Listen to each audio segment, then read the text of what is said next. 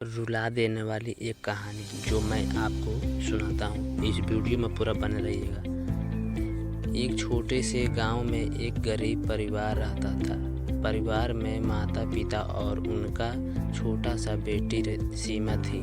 सीमा बहुत ही सुंदर और समझदार लड़की थी। वह अपनी माता पिता को बहुत प्यार करती थी। माता पिता को किसी काम से शहर जाना पड़ा। उन्होंने सीमा को अपने पड़ोसियों के पास छोड़ दिया।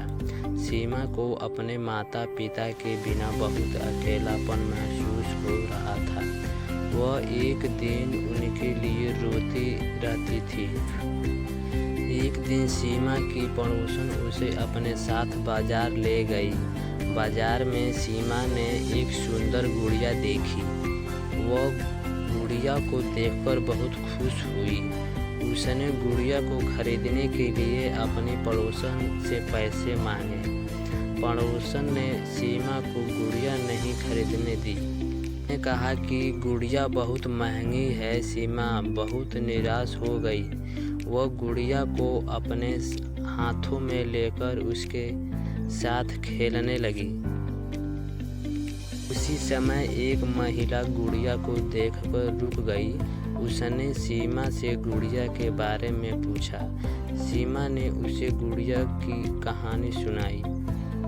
महिला सीमा की बात सुनकर बहुत दुखी हुई। उसने सीमा को गुड़िया खरीदने के लिए पैसे दिए। सीमा बहुत खुश हुई। उसने महिला को धन्यवाद दिया। सीमा उस गुड़िया को लेकर अपने घर लौट आई।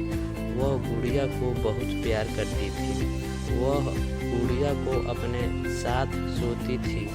एक दिन सीमा की माता पिता घर लौट आए। सीमा बहुत खुश हुई। उसने अपने माता पिता को गुड़िया दिखाई। माता पिता ने सीमा को गुड़िया के लिए बहुत दुलार दिया। सीमा की गुड़िया का नाम उसने सीमा रखा। वह गुड़िया को अपना सबसे अच्छा दोस्त मानती थी।